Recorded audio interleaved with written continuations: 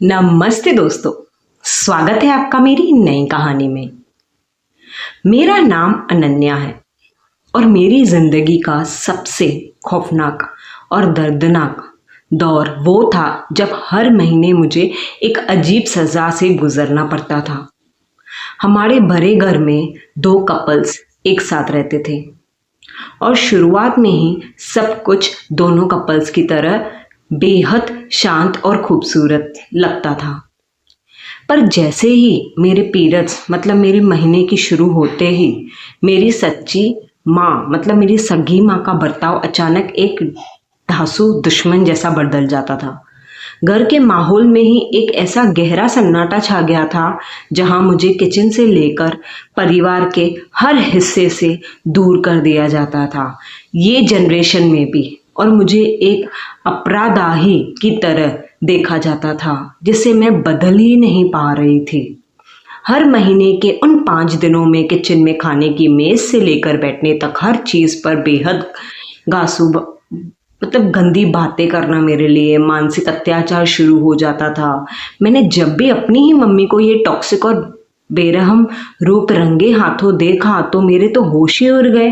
दिल में एक खुफिया डर बैठ गया था कि क्योंकि इतनों के बीच ही तो मेरी कीमत और मौत के साए जैसी सस्ती हो चुकी थी।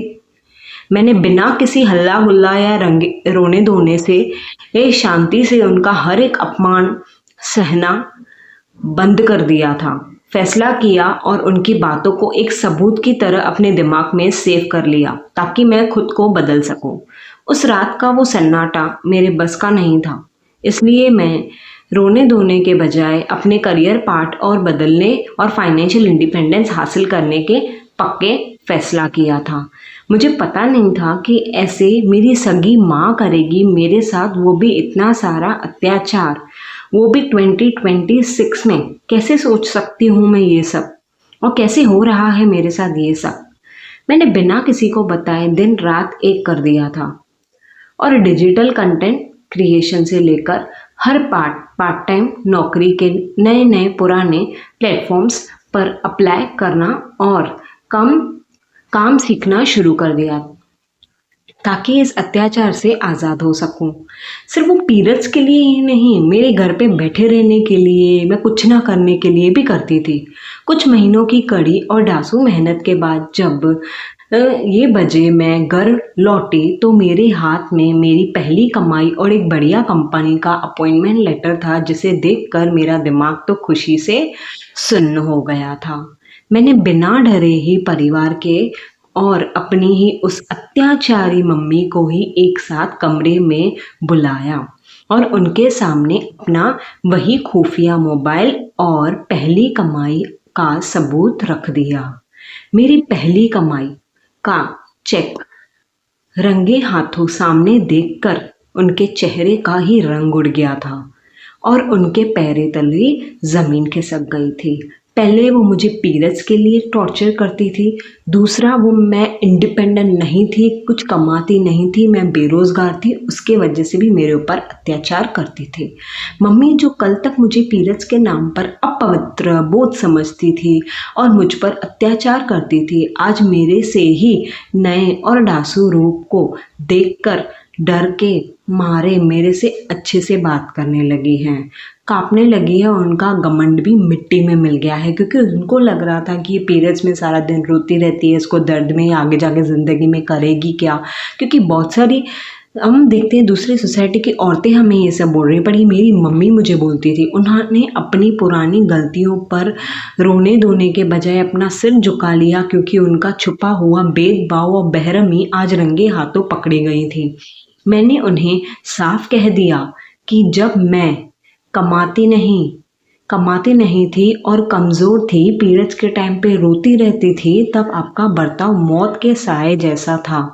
पढ़ाई पूरी करके मैं कुछ नहीं, मैं ढूंढती थी अपना काम, पर मुझे मिल नहीं रहा था।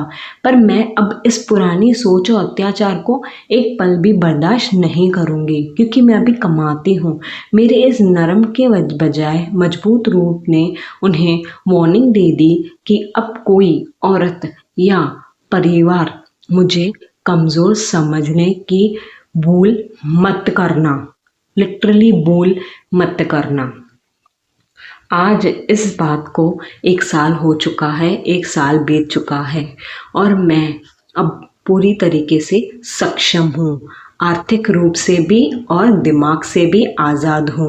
एक चीज़ मैं बोलना चाहूँगी औरतों को कि समझती हूँ मैं पीरियड्स के टाइम पे क्रैम्प्स वगैरह होते हैं, ये होते हैं, पर प्लीज़ अपनी बहू बेटियों को जज मत करो और लड़कियाँ अपने पैसे खुद कमाओ, कमज़ोर मत रहो। आज हमारे घर में वही पहले जैसा विश्वास और इज्जत का रिश्ता वापस आ गया है, पर अब इसमें कोई झूठा घमंड या सन्नाटा भी नहीं बचा है।